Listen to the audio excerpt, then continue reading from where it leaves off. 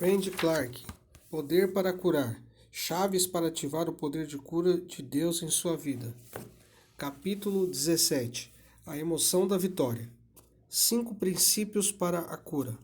Neste capítulo, juntamente com testemunhos de vitória, eu vou te dar 5 princípios para a cura. Cada um desses princípios é verdade, mas se você transformá-los em leis, eles certamente irão sair pela culatra. O diabo é especialista em pegar a lei e bater em você com ela. Devemos sempre deixar o espaço para a soberania de Deus e a obra do Espírito Santo. De fato, cada uma das ilustrações que eu uso para cada princípio vai, na verdade, contradizer o princípio em si, portanto, reforçando que não é uma lei coraçada. Misericórdia sempre triunfa sobre o juízo. Cura é uma extensão da misericórdia de Deus. Deus irá violar esses princípios para revelar sua misericórdia, amor e compaixão. Isso não significa que ele está jogando fora a verdade bíblica. Ele está apenas trazendo cura de uma forma que está fora do nosso limitado entendimento humano de como nós pensávamos que algo deveria ocorrer. Primeiro, o princípio da fé. O primeiro e mais importante princípio é o princípio da fé. Em Mateus 9:22, Jesus disse à mulher com fluxo de sangue: Coragem, filha, tua fé curou você. O diabo é especialista em pegar a lei e bater em você com ela. Misericórdia sempre triunfa sobre o juízo. Cura é uma extensão da misericórdia de Deus. Fé que move montanhas. Em Mateus 9:29, Jesus disse a 2 homens cegos: Seja feito a vontade de vocês, seja feito a vocês de acordo com a sua fé. E a vista deles foi restaurada. Era sobre fé. Se você tem fé, você pode falar à montanha e ela será jogada no mar. Ver Marcos 11:23. Se você tem fé, você pode falar com a amoreira e ela será desenraizada. E você terá fé e não duvida. Ver Lucas 17:6. Às vezes nós temos dificuldade com as escrituras, como é muitas vezes o caso com a bem conhecida passagem de Marcos que trata da figueira e da importância da fé. Neste caso, não é que a escritura é tão obscura que nós não podemos compreendê-la. Os versos são muito claros. Em Marcos 11:23-24, Marcos nos chama a atenção para a árvore murcha, nos lembrando que Jesus a amaldiçoou.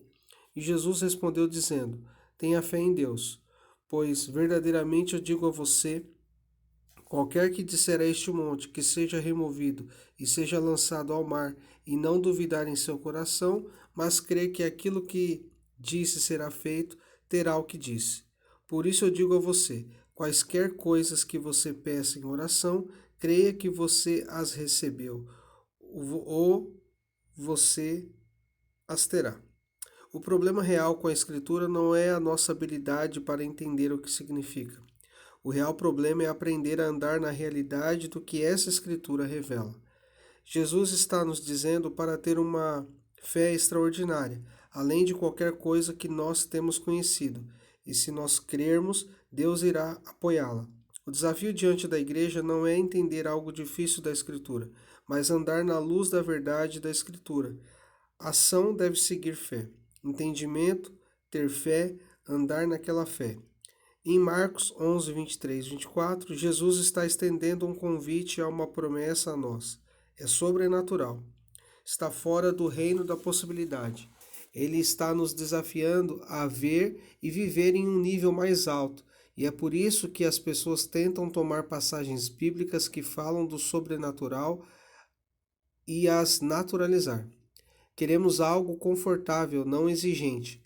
A fé que Jesus descreve é exigente. Ela nos confronta com a nossa condição atual e nos chama para mais alto. Onde quer que haja mais fé, mais acontece. Onde há grande fé, grandes coisas acontecem. Fé que agrada a Deus e produz frutos. Hebreus 11:6 diz: Sem fé é impossível agradar a Deus. A fé é inegociável para o cristão. É tão fundamental para o nosso relacionamento com Deus que, a parte da fé, não podemos experimentar o prazer dele. Além disso, Acredito que, com base nos melhores avanços da ciência médica hoje, Deus, nosso Criador, nos criou de tal maneira que nossos corpos são conectados para responder à fé. Porque Deus nos ama tanto, Ele nos formou para que nossos corpos possam e de fato respondam à fé. O efeito placebo é prova disso. Portanto, o princípio é o seguinte: onde quer que haja mais fé, mais acontece. Sempre que há grande fé, grandes coisas acontecem. Onde há mais pessoas de fé, mais coisas acontecem naquela congregação do que em uma congregação onde há menos fé. É tão simples assim. O próprio Jesus não pôde fazer grandes feitos em Nazaré por causa da incredulidade das pessoas de lá. Ver Mateus 13, 54 e 58. Se quisermos manter um estilo de vida de fé para a cura, é importante que alimentemos a fé. Fé alimenta-se da fé. Eu preferiria estar perto de pessoas com mais fé do que com pessoas que têm menos fé do que eu. Eu não quero estar perto de pessoas que estão questionando a Deus. Eu quero ficar com pessoas que estão se gabando de Deus. Sua fé desperta minha fé. Sua confiança em Deus é positivamente infecciosa. Esse é o tipo de pessoa que alimenta a nossa fé. Se quisermos manter um estilo de vida de fé para a cura, é importante que nos alimentemos da fé. Uma maneira de fazer isso é nos cercar de pessoas que estão focadas no que Deus está fazendo, em vez de ficarem presas no que pensam que Ele não está fazendo. Não se envolva com os que duvidam, nem ouça suas vozes. Eu aprendi isso em primeira mão. Como resultado, quero me cercar de pessoas que viram os mortos ressuscitarem e ressuscitaram os mortos. Eu quero estar perto de pessoas que viram e fizeram façanhas para Deus. Eu quero que minha fé cresça continuamente. Com isto em mente, encorajo-vos a cercar-se de pessoas de fé, mesmo quando sua fé está sendo desafiada, ou você está lutando, ou você está saindo de uma derrota. É vital ter pessoas de fé falando de esperança para você. Elas vão lembrá-lo da fidelidade de Deus e sua natureza imutável. Elas vão tornar muito difícil para você desistir, porque elas continuarão a semear a fé em você. Um dom da cura é simplesmente a graça de Deus sendo manifestada, o reino rompendo misericórdia, triunfando sobre o julgamento e a graça sendo liberada. Fé e graça.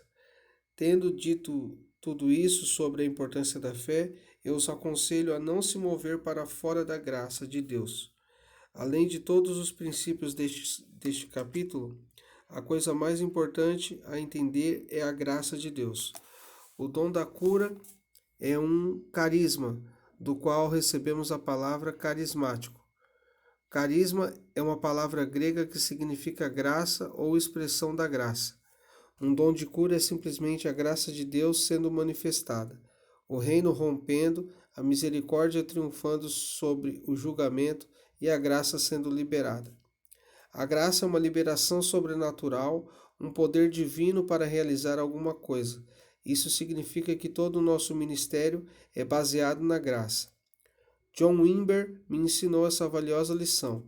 Quando você permanece orando por alguém, não saia do tapete da paz. O que ele quis dizer com isso? Ele quis dizer que devemos permanecer no lugar da graça e paz de Deus, porque é Deus quem faz o trabalho de cura. Não conseguimos fazer isso. Eu sou contra a crença de que se nos tornamos emotivos, Deus estará mais inclinado a se mover do que se estiver quietos em nossos espíritos e permanecendo no tapete da paz. Com fé e graça, como fé e graça trabalham juntas? Quando se trata do ministério de cura, ore com confiança e fale corajosamente a condição. Não negligencie o papel da fé. Ao mesmo tempo, lembre-se de que você não precisa se virar. Você não precisa tentar desenvolver seu espírito ou sua alma para fazer algo acontecer. Isso pode ser o perigo de ser excessivamente focado na fé. O fato é que a fé que temos não é nem mesmo nossa para começar. É um presente de Deus. Da mesma forma que Deus te deu fé para a salvação, essa fé dada por Deus é o que você administra quando se trata de orar pelos enfermos. Você não pode fazer a fé funcionar. Deus faz. Se você tentar orar pelos enfermos trabalhando por si mesmo, 4 coisas podem acontecer. 1. Você se cansa mais rapidamente. 2. Você se desgasta. 3. Você perde sua voz gritando. E 4. Muitas vezes você perderá uma palavra do Senhor no meio do seu emocionalismo. É simples assim. Eu sou uma pessoa emotiva. Eu acho que as emoções são boas, já que Deus fez emoções para nós. Há emoções tóxicas e há boas emoções. Eu não sou contra emoções nem a ser emotivo. Se eu tivesse vivido no século XVI, eu teria sido chamado de entusiasta, porque acredito que Deus ainda fala conosco e eu desejo experimentar tudo isso. Embora eu não seja contra a emoção, sou contra essa crença de que se nos tornamos emotivos, Deus estará mais inclinado a se mover do que se estivermos quietos em nosso espírito e permanecendo no tapete da paz. Maior volume não garante maior vitória. Lembre-se, não é seu esforço que, em última análise, importa. Deus está apenas procurando fé e risco. Ele está procurando por aqueles que seguem os princípios e por aqueles que estabelecem os princípios para ouvir sua voz. Operar a partir deste local de descanso, baseado na graça, nem sempre é fácil, porque nós queremos desesperadamente ver o rompimento. Mulher com Parkinson. Deixe-me compartilhar um exemplo de como Deus trabalha apesar do nosso nível de fé. Eu amo compartilhar este testemunho porque me faz lembrar da graça de Deus e do poder da perseverança. Para ser sincero, às vezes simplesmente não queremos orar pelas pessoas. Eu já estive lá. Esta história que estou prestes a compartilhar é um exemplo clássico de interrupção divina e porque devemos sempre ter os olhos postos em ver o que Deus está fazendo em nosso meio. Podemos ter uma agenda e Deus pode ter outra. Essa história me lembra de buscar a agenda de Deus acima da minha. Não importa quão importante eu perceba minha agenda. Durante uma reunião, estava muito focado na imposição, principalmente para os jovens. Devido a esse foco, eu dirigia a todos que tinham mais de 29 anos e precisava de cura para ir ao balcão, onde tínhamos uma equipe de ministros administrando a oração de cura. Foi a única vez em uma série de reuniões que planejei não orar pelos enfermos. Eu não estava esperando orar por ninguém para a cura. Então, Angela veio até mim. Ela parecia ter 60 anos de idade ou mais, quando na verdade tinha apenas 49 anos. Ela estava tremendo e eu apenas pensei que a unção de Deus estava nela porque havia muita agitação na reunião. Ela veio até mim e disse: Eu quero que você ore por mim. Eu disse: Não, você tem mais de 29 anos, então suba até o balcão. Ela disse: Eu quero que você ore para que eu seja curada. Eu disse: Bem, você simplesmente vai lá em cima e eles orarão por você. Ela disse: Eu já estive lá em cima e não fui curada. E Deus me disse que se você orasse por mim, eu seria curada. Eu descobri mais tarde que ela nunca tinha ouvido falar da Toronto Blessing e nunca ouviu falar de Randy Clark. Mas quando ela recebeu o panfleto pelo correio sobre as reuniões que eu iria realizar, ela sentiu que ouviu Deus dizer: Se você for e fizer ele orar por você, eu vou curar você. Eu não sabia disso na época, então estava tentando dizer a ela que não queria orar por ela. Ela disse: Não, você tem que orar por mim. Às vezes é mais fácil orar pelas pessoas do que discutir com elas. Angela continuou a tremer. Então ela olhou para mim e disse: Eu tenho Parkinson. Eu estou nos últimos estágios da doença de Parkinson. Estou perdendo o controle da minha bexiga. Eu estava em uma mercearia no outro dia com meu marido. Eu não posso nem andar sem me apoiar em seu braço por causa do que está acontecendo. E eu fiz xixi em mim mesma na fila. Eu estava terrivelmente envergonhada, porque agora estou perdendo o controle de minhas funções corporais, minha bexiga e minhas entranhas. Eu não tenho mais memória de curto prazo. Eu tenho um neto de 2 anos que nunca carreguei, porque agito tanto que meu filho tem medo de eu deixar meu neto cair. Eu preciso estar em uma casa de repouso e eu não posso pagar. Eu não quero viver se eu tiver que continuar vivendo assim. Aqui é onde o princípio da fé foi violado. Depois de ouvir a história de Ângela, eu não tinha fé, apesar de ter tido um pouco de compaixão. Então eu estendi a mão e ia dizer: Venha, Espírito Santo, para ver o que ele faria. Quando eu estendi a mão e disse: Venha, Ângela imediatamente bateu no balcão.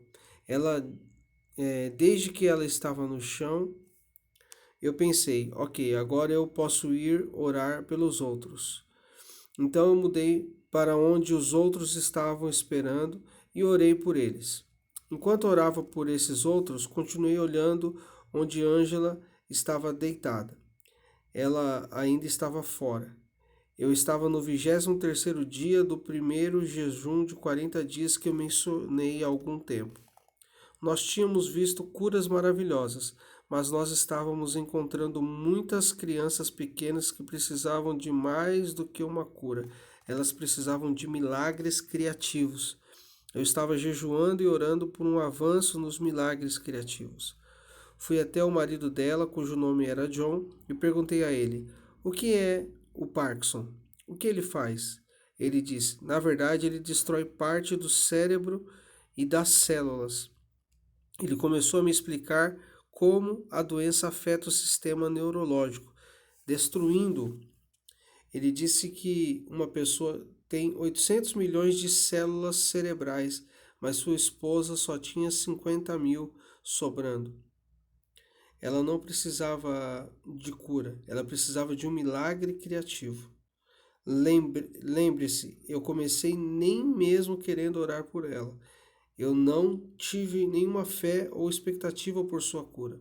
No entanto, como John me contou sobre a condição de sua esposa, eu me lembrei que no caminho para a reunião, a esposa do meu líder de louvor começou a chorar incontrolavelmente.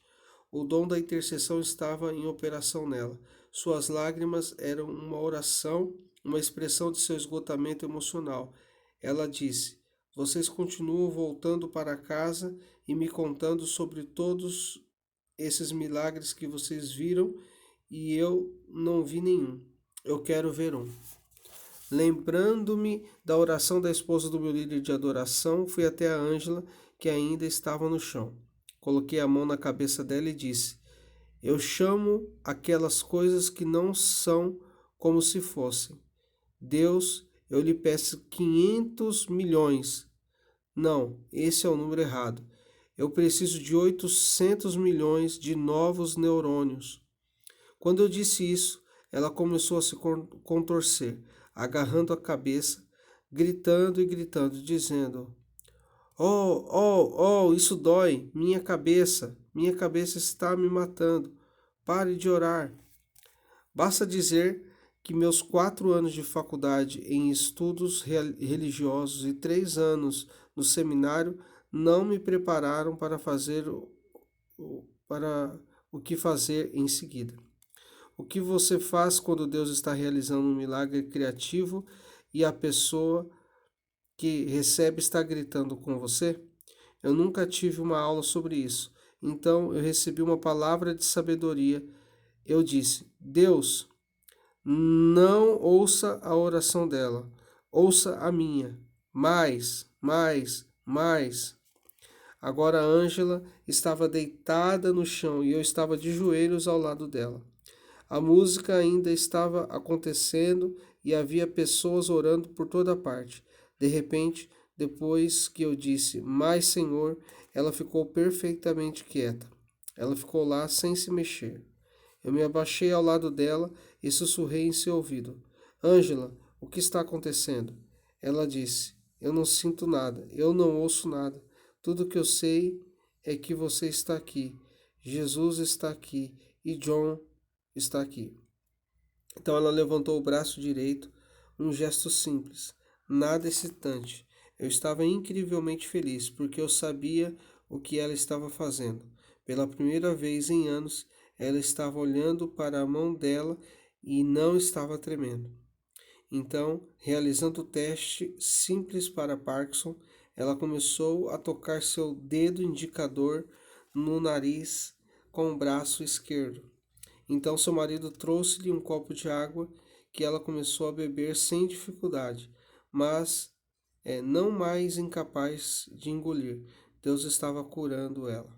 Em seguida, ela se levantou e perguntou se poderia subir ao palco.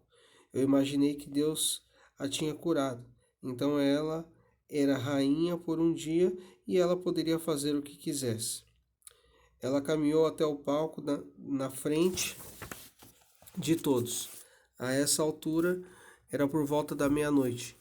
E me lembrei do ensinamento de John Wimber de que os maiores milagres e curas geralmente acontecem tarde da noite, porque as pessoas mais desesperadas ficam determinadas a receber orações. No palco, Angela pegou a mão do marido e começou a sacudi-la. Ela disse: Veja isso. Eu estou apertando a mão do meu marido. Olhe para isso. Não temos gastado $280 por mês com minha medicação. Pense no que John e eu vamos fazer com esse dinheiro. Eu vou para casa e segurar meu neto de 2 anos pela primeira vez. Então ela pediu um piano. Nós não tínhamos um, mas tínhamos um teclado e eu indiquei para ela. Quando ela se sentou e começou a tocar, percebemos que ela era uma pianista talentosa. Como se viu, John era um cantor. Juntos, eles liderariam a adoração. Angela no piano e John cantando. Então John me contou sobre o dia em que o Parkinson a atingiu. Eles estavam liderando a adoração juntos quando de repente Angela parou de tocar. Ela não conseguia lembrar os acordes. Humilhada, ela saiu correndo do prédio e não tocou piano desde então. Dentro de uma semana, ela foi diagnosticada com Parkinson. Quando Angela se sentou no palco, no teclado, naquele dia de sua cura, ela começou a cantar. Eu nunca vou esquecer como ela cantou. Ele me tocou. Ele me tocou e a alegria que inunda minha alma, pois algo aconteceu e agora eu sei. Ele me tocou e me fez inteira. Foi um momento glorioso. Não havia um olho seco na igreja naquela noite. Estou tão feliz por não ter transformado esse princípio de fé em uma lei. Se eu tivesse, eu não teria acreditado que Ângela poderia ter sido curada. Comecei com uma fé tão pequena, mas em cada situação Deus me encontrou exatamente onde eu estava. Com Ângela, eu não tive fé alguma. Na verdade, eu apenas me senti frustrado por ela estar me pedindo para orar por ela. Quando eu disse claramente que minha ênfase naquela noite seria transmitir e não curar. Apesar de mim, Deus veio e a curou de qualquer maneira. 2. Pecado bloqueia a cura.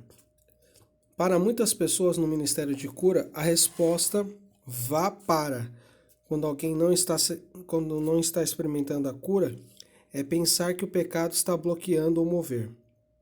Mesmo que o pecado seja uma razão válida pela qual as pessoas podem não estar experimentando avanços na cura, não podemos presumir que todo mundo que não está recebendo cura está lidando com o pecado. Dito isto, o pecado continua a ser um obstáculo legítimo para a cura. Em Marcos 2, lemos sobre o homem paralítico cujos 4 amigos o trouxeram a Jesus. Como não conseguiam pressionar a multidão, subiram ao telhado, romperam o teto e baixaram o amigo paralítico onde Jesus estava ensinando. Jesus, vendo o homem, disse: Filho, os seus pecados estão perdoados. Marcos 2:5. Os fariseus ficaram chateados porque só Deus podia perdoar pecados. E para que Jesus fizesse uma declaração absolvendo esse homem do pecado, Ele estava, na verdade, declarando-se Deus. Eles achavam que tal declaração era uma blasfêmia. O que era? A menos, é claro, que fosse verdade. Jesus olhou para eles e disse: Por que vocês raciocinam sobre essas coisas em seus corações? O que é mais fácil dizer ao paralítico: Seus pecados estão perdoados, ou levante-se, pegue sua cama e ande? Mas para que saibais que o Filho do Homem tem poder sobre a terra para perdoar pecados, disse ao paralítico: Eu te digo, levanta-te, toma a tua cama e vai para a tua casa. Marcos 2, 8 a 11. Isso é exatamente o que aconteceu. Nós vemos que imediatamente ele se levantou a cama e saiu na presença de todos eles, de modo que todos ficaram maravilhados e glorificaram a Deus. Marcos 2:12. Qual foi a primeira coisa que Jesus disse ao homem paralisado? Filho, seus pecados estão perdoados. Algumas doenças e enfermidades estão relacionadas ao pecado. A palavra-chave aqui é alguns. Isso não é abrangente para todos os assuntos de doenças e enfermidades. Além disso, você nunca deve permitir que o pecado ou o estilo de vida pecaminoso de alguém o impeça de orar pela cura. Talvez seja necessário ajudá-los a identificar áreas que precisam de perdão, arrependimento, cura interior ou confissão de pecado. No entanto, confie no Espírito Santo para trazer isso durante o processo de entrevista. Não pressione, simplesmente espere no Senhor e siga a sua direção, especialmente se você se encontrar lidando com questões delicadas de pecado. Há alguns crentes que tomam de maneira muito forte o princípio de que o pecado bloqueia a cura. Algumas igrejas ensinam que se você não é cristão, não pode ser curado. Isso certamente não é verdade, pois a cura é um sinal evangelístico e uma maravilha que historicamente introduziu pessoas não salvas no reino de Deus. Alguns missionários na Índia, por exemplo, ensinaram outros a não impor as mãos e rezar por um hindu, um sikh ou um muçulmano, a menos que ele ou ela aceite Jesus primeiro. Eu também não acredito nisso, pois o Senhor é conhecido por estender-se a eles muito antes de fazerem algum tipo de profissão de fé. Nós ouvimos sobre muçulmanos tendo visões e sonhos do homem de branco, o que tem levado muitos deles à fé em Cristo. Deus chega a eles sobrenaturalmente. Esse ato, seja uma visão, sonho ou cura milagrosa, serve como um catalisador para demonstrar a confiabilidade do Evangelho e a supremacia de Jesus Cristo. Você nunca deve permitir que o pecado ou o estilo de vida pecaminoso de alguém o impeça de orar pela cura. No entanto, algumas pessoas insistem que uma pessoa deve ser salva, limpa e santificada antes de orarmos por sua cura. Por quê? Porque eles acreditam que o pecado em sua vida pode bloquear o fluxo de cura. Isso às vezes é verdade, especialmente se uma pessoa é desviada ou vive em rebelião contra Deus. Ao mesmo tempo, observei Deus torcer esse princípio em sua cabeça de algumas maneiras incomuns e miraculosas. Mulher com tumor cerebral. Certa vez, quando me envolvi em um trabalho de assistência através de nosso banco de alimentos local, visitei a casa de uma mulher para entregar comida. Essa mulher não sabia que eu era pastor. Eu apenas estava como voluntário com um distintivo: alimente meu pessoal. Nosso objetivo era ir para os perdidos. Nós fomos designados para só ir às casas que indicaram nenhuma filiação à igreja. A mulher dessa casa em particular tinha cerca de 25 anos. Ela não era salva, estava morando com um homem e teve 2 filhos fora do casamento, com idades entre 5 e 7 anos. O homem com quem ela estava vivendo a deixou depois de esvaziar sua conta bancária e roubar seu carro. Ela estava totalmente destruída. Além disso, tinha câncer terminal, um tumor cerebral inoperável. Ela tentou quimioterapia, mas não funcionou. O médico lhe disse: faça seu testamento, você irá morrer. Ela nasceu em uma família luterana, Foi batizada quando era um bebê e foi à igreja uma vez desde então. A única oração que ela sabia era: agora eu me deito para dormir. E ela só conhecia aquela linha. Esta mulher não tinha experiência alguma com a igreja. Eu não disse a ela que eu era pastor. Eu apenas disse: eu acredito que Deus ainda cura hoje. Posso orar por você? Eu tenho visto pessoas serem curadas quando eu oro por elas. Ela concordou em me deixar orar por ela e então comecei a orar, bem ali. Isso a surpreendeu. Ela não estava acostumada com as pessoas orando ali mesmo. Sua experiência era pessoas que perguntavam se podiam orar por ela e depois iriam para casa e orariam, em vez de orar no local. Ela ficou surpresa e não muito à vontade com a ideia de eu orar ali mesmo. Eu disse a ela: Deus pode curá-lo de uma distância, mas isso é semelhante à cura de nível de pós-graduação. Ainda estou na escola de recuperação e tenho a fé suficiente para isso. Estou sendo honesto com você. A probabilidade de cura através das minhas orações à distância não é tão forte como se você me permitisse orar por você aqui e agora. Eu tenho fé por isso. Ela concordou em me deixar orar ali, mas ela não fechou os olhos quando eu pedi. Entenda, não há nada de sagrado em fechar os olhos, mas eu fico nervoso quando alguém está olhando diretamente para mim enquanto eu estou orando por eles. Eu me movi para o lado para não olhá-la nos olhos e comecei a orar por ela. Algumas das mulheres que estavam com nossa equipe de distribuição de alimentos também estavam lá orando por ela. Minha cabeça está ficando quente, disse ela. Isso é bom? Eu respondi. Isso é bom, eu respondi. Você é estranho, foi sua resposta. Eu apenas ignorei isso e continuei orando. Então ela disse: eu sinto eletricidade em toda a minha cabeça. Isso é muito bom, eu respondi. E ela disse: você é muito estranho. Enquanto orávamos, ela continuou falando e ela não parava. Verdadeiramente, esta mulher ainda não estava quebrada na igreja, como o costume evangélico. Na verdade, eu estava pensando: Deus, ela precisa ficar quieta para que o Espírito possa trabalhar nela. Ela precisa se concentrar no que está recebendo para poder reconhecê-lo. Mas ela continuou falando. Então eu senti como se o Espírito Santo dissesse: não se preocupe com isso, isso é comigo. Nada do que ela faz vai impedir que sua cura aconteça. Nós apenas continuamos orando e então nós partimos. A cada 2 semanas nós levamos mais comida para ela e oramos pelo tumor cerebral dela. Toda vez, em 4 ocasiões diferentes, ela sentia calor e eletricidade em seu corpo. Finalmente, outro homem se mudou para lá, então ela ligou para o banco de alimentos e disse para eles pararem de ir porque ela não precisava mais de ajuda. Eu não sabia o que havia acontecido com ela até vários anos depois.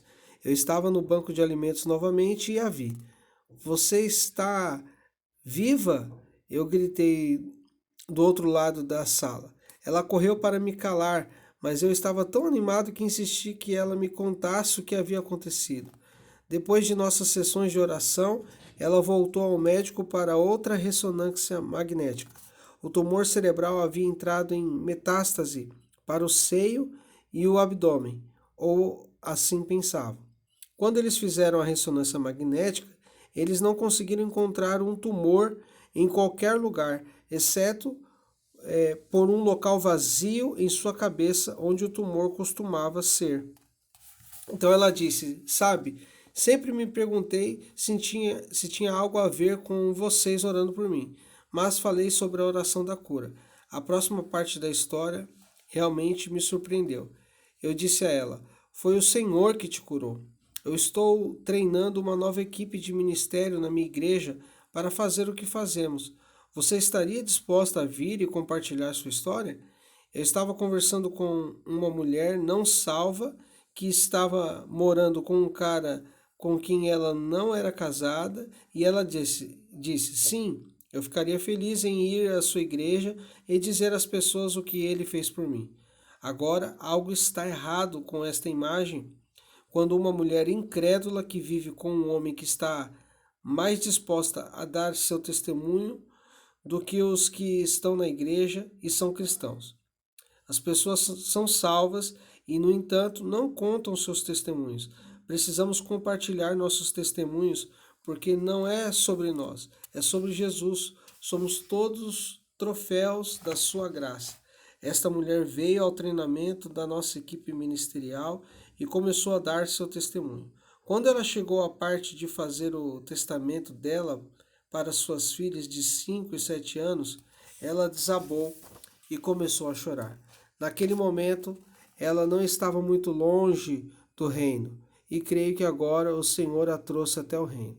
Mas se eu tivesse pensado que o pecado poderia parar uma cura, eu nunca teria a fé para que essa mulher não salva fosse curada. Mas você quer saber? Eu tenho a maior fé e a maior expectativa de cura quando eu vou para os pobres e para os perdidos. Eu sei que a cura é uma ferramenta poderosa para o evangelismo. 3. O princípio da pessoa ungida.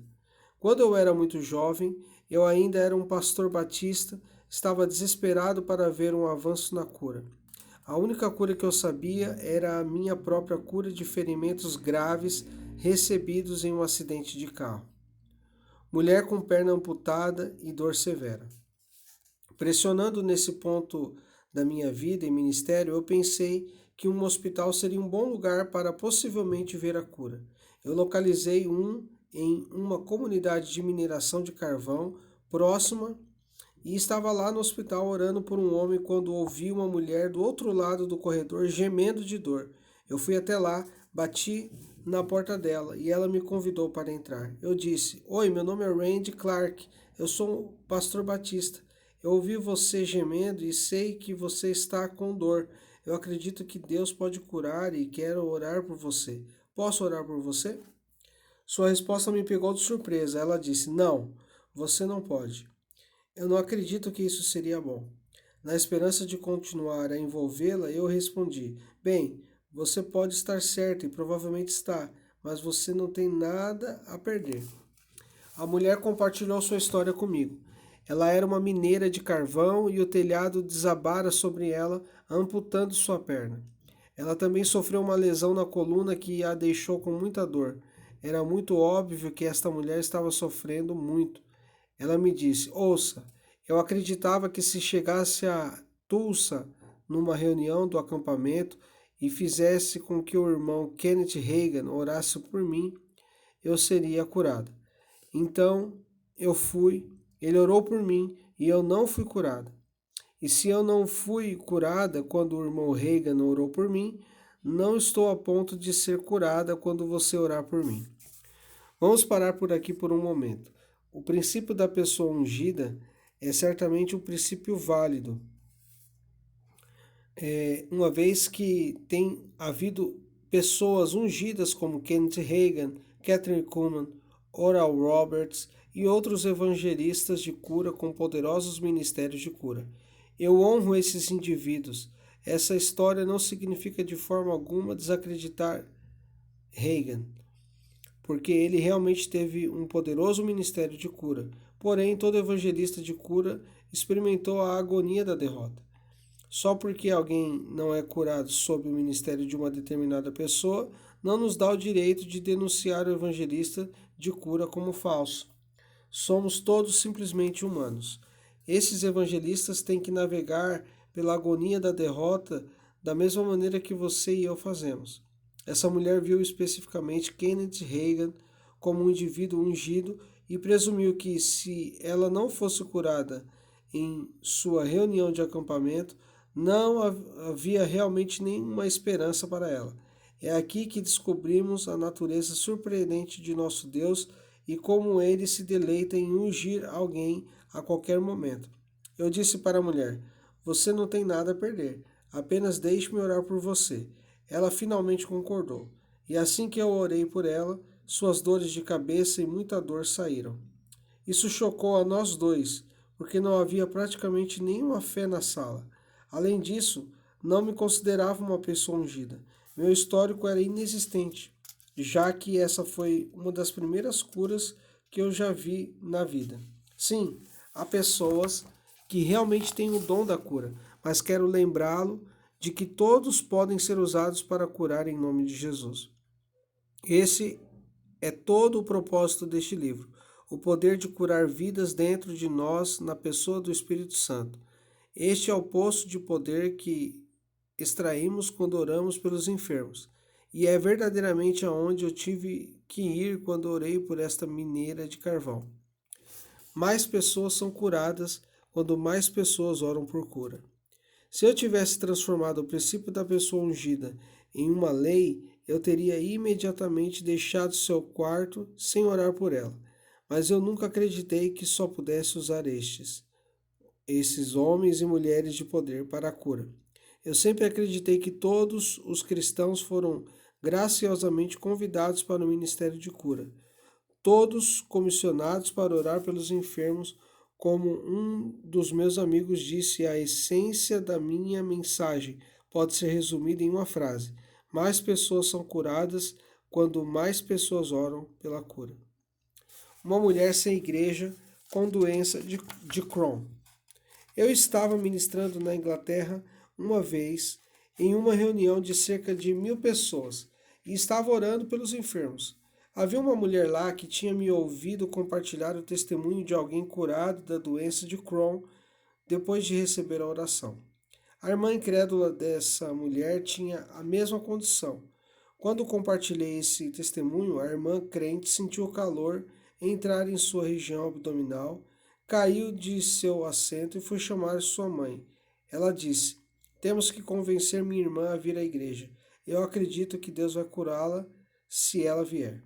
Então chamaram a irmã incrédula e o primeiro milagre que aconteceu foi que ela realmente foi à igreja. Nós tínhamos uma equipe lá, todos orando pelos enfermos. De alguma forma, quando cheguei à irmã com a doença de Crohn, eu acidentalmente pulei sobre ela. Eu não fiz isso de propósito. Eu nem sabia que tinha feito isso. Eu não saberia até este dia se eles não tivessem me escrito uma carta. A irmã crente me escreveu depois explicando o que aconteceu. No começo ela queria me chamar e dizer: Randy, volte aqui. Você tem que orar por minha irmã. No entanto, o Espírito Santo disse a ela: não olhe para o homem, olhe para mim. Então ela não me chamou para voltar e eu continuei orando para outras pessoas. A irmã crente contou como começou a orar. Deus, se não for Randy, traga o pastor sênior, Wee Richards.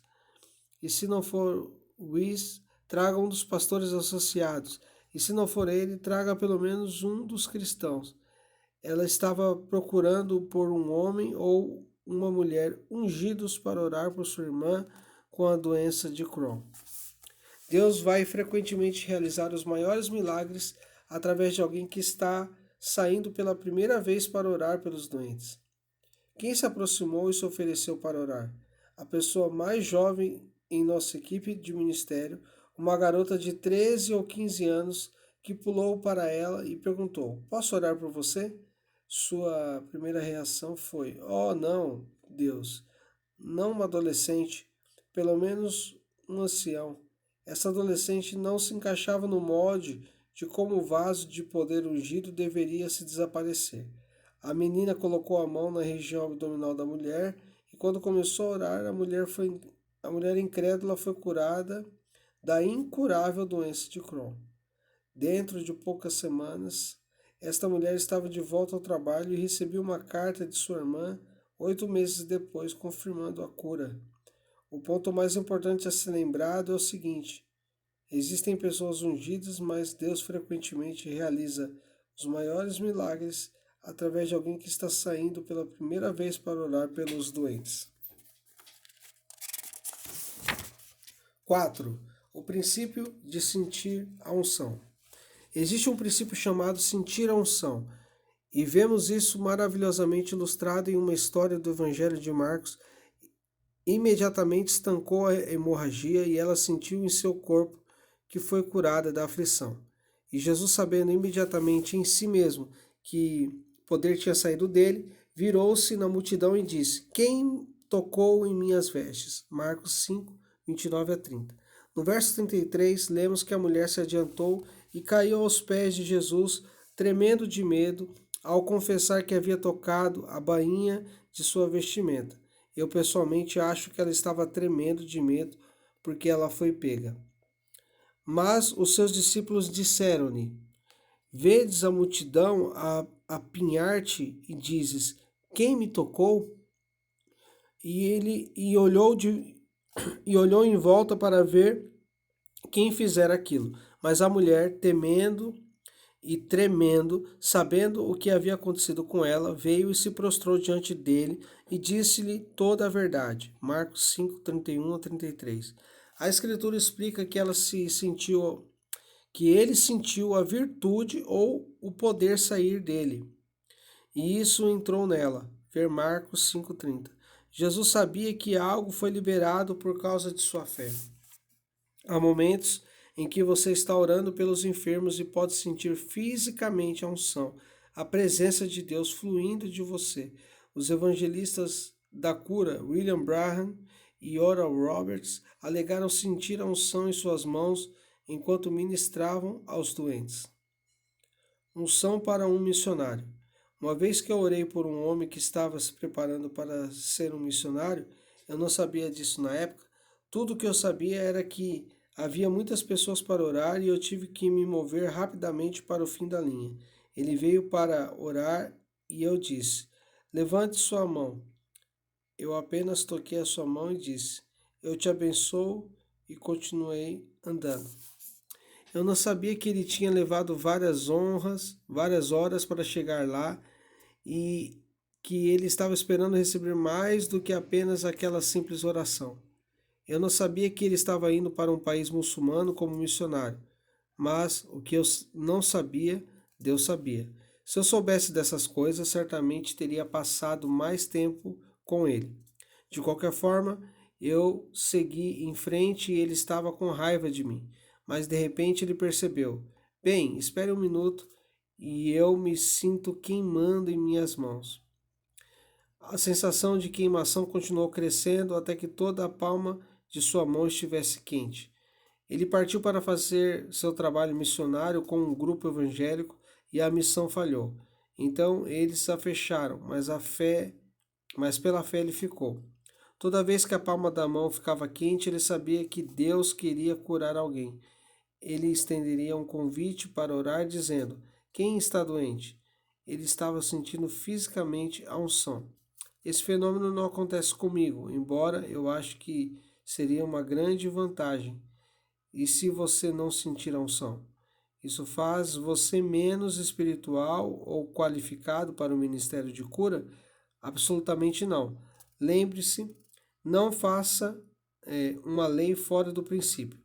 Deus permite que algumas pessoas sintam a unção, dando-lhes uma sensação física em seu corpo, mas isso não acontece com todos. Se você pode ou não sentir a unção, ore e deixe Deus se mover como Ele quer.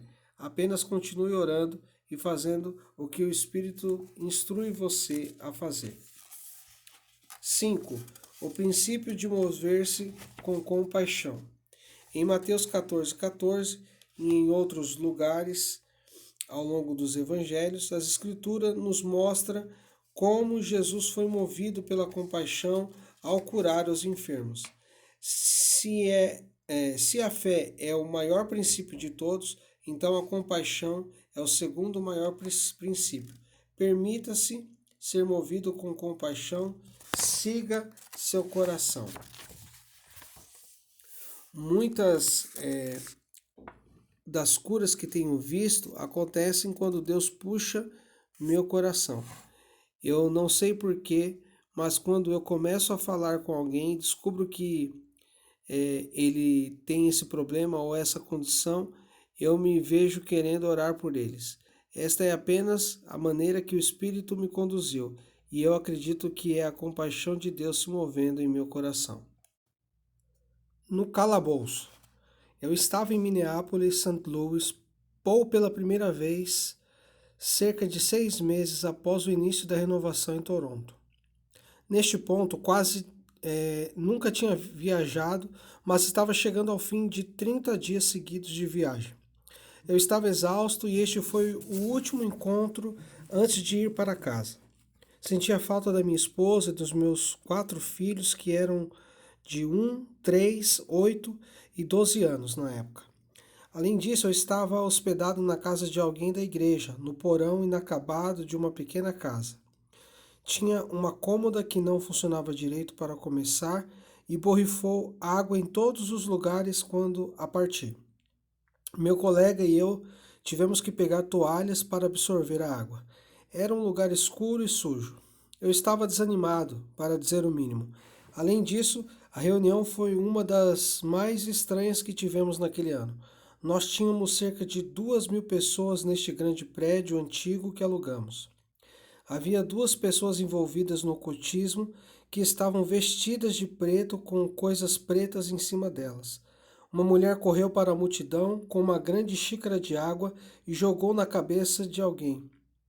Depois fugiu enquanto as pessoas carregadas tentavam pegá-la. Outro cara foi até qualquer microfone vazio e começou a xingar. Houve uma guerra incomum acontecendo, para dizer o mínimo. Quando cheguei ao final da minha mensagem, eu dei o convite. Quantos de vocês querem receber a bênção do Pai? Este convite sempre traz muita alegria, e naquela reunião em particular, muitas pessoas estavam ficando bêbadas do Espírito que receberam. Cerca de 1.500 pessoas, ou 3/4 da plateia, responderam ao convite e foram direcionados para uma área da sala. Neste momento, em meu ministério, o Espírito estava se movendo com tal poder que aqueles que eu treinei para o ministério tinham apenas que andar perto de alguém e dizer: encha, e a pessoa cairia no poder do Espírito. Aqueles foram tempos emocionantes e foi divertido ministrar. Cerca de 75 de meus ministros treinados se dirigiam para o grupo que queria receber a bênção do Pai. Então fiz outro convite. Quantos de vocês estão doentes e precisam ser curados? Cerca de 500 pessoas se dirigiram para a área de cura, com 25 da minha equipe de cura. Eu pensei, ó Deus, eu quero ir lá com o grupo de bênçãos do Pai, onde a diversão está, não com as pessoas doentes. Foi quando senti que Jesus preferia me ter com os doentes. Sua compaixão sempre o direcionou para os doentes, aflitos e atormentados. Eu fui até o grupo de pessoas doentes. Eu sabia em meu espírito que era onde eu deveria estar, mas na minha carne eu não queria estar lá. Quando a primeira pessoa surgiu, eu cruzei os braços e disse: então, o que há de errado com você? Foi mais uma acusação do que uma pergunta. Então eu orei e nada aconteceu. Outra pessoa veio, eu fiz a mesma pergunta. Orei de novo e nada. Isso continuou por um tempo. Homem com feridas nos dedos do pé. Então eu cheguei a um cara grande. Ele tinha cerca de 1,80 m, talvez 125 quilos e aproximadamente 75 anos de idade. Eu perguntei: o que há de errado com você? E ele respondeu: meu dedão do pé dói. Minha linguagem corporal deve ter dito algo negativo, porque imediatamente ele olhou para mim e disse: não, não. Meu dedão do pé realmente dói e é difícil ministrar quando os seus dedos estão doendo. Relutante, eu disse a ele para tirar os seus sapatos e meias. Eu me ajoelhei e perguntei um grande dedão. Eu me ajoelhei e peguei um grande dedão em cada mão. Eu sou um garoto de fazenda e a única coisa em que consegui pensar foi no movimento de ordenhar uma vaca. Ali eu estava em Minneapolis, St. Louis, Paul, na frente de muitas pessoas conversando com os dedos dos pés desse cara, porque eu ensino que devemos falar com a condição quando oramos. Então eu estava falando com aqueles dedos dos pés, dizendo coisas como: dedos grandes, parem de doer. Eu te ordeno em nome de Jesus, dedos do pé, parem de doer. Eu ordeno a dor nestes dedos para sair. Dedos, eu te digo, parem de doer. Então eu tive essa impressão do diabo. Você está ciente do quão idiota você está parecendo agora? Eu estava consciente e esperando que ninguém notasse. Eu orei por 5 pessoas e nenhuma delas foi curada. 5 já foram, faltam 495. Naquele momento fiquei sobrecarregado com depressão, desespero e desânimo. Eu pensei, Deus, eu não quero mais fazer isso, eu só quero desistir. Felizmente, eu não disse isso em voz alta. Percebendo que estava em apuros, sabia que era a hora de a oração secreta do pregador. A oração secreta do pregador é o tipo de oração que um pregador ora e que é tão brutalmente honesto que precisa ser orada em segredo, porque se alguém mais ouvisse isso, sugaria toda a fé para fora da sala. Então, no modo de oração secreta do pregador e sob a minha respiração, comecei a orar. Senhor, a Bíblia diz que vamos colaborar com você. Eu estou aqui. Onde você está? Nada está acontecendo. Eu não quero mais fazer isso, Senhor. Isso não está funcionando. Eu quero voltar para o porão e colocar as cobertas sobre minha cabeça até que eu possa ir para casa amanhã. Naquele momento, o Senhor me levou a uma das poucas visões que eu já tive em toda a minha vida. Na visão, eu me vi com 7 anos de idade, quando fui chutado na cabeça por um cavalo e quase fui morto. Você podia ver o casco na minha cabeça e ver meu crânio. Eu estava a 800 metros de distância de casa e tive que correr para lá com sangue escorrendo pelo meu rosto. Meu pai levou-me ao médico, disse que se o casco tivesse a 1/4 de polegada mais perto ou eu virasse a cabeça, eu estaria morto.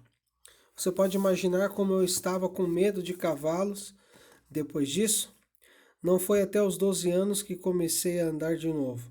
Lembro-me de que meu pai me disse: Filho, se esse cavalo te jogar, você deve se levantar, voltar e montar, ou nunca mais vai voltar a andar.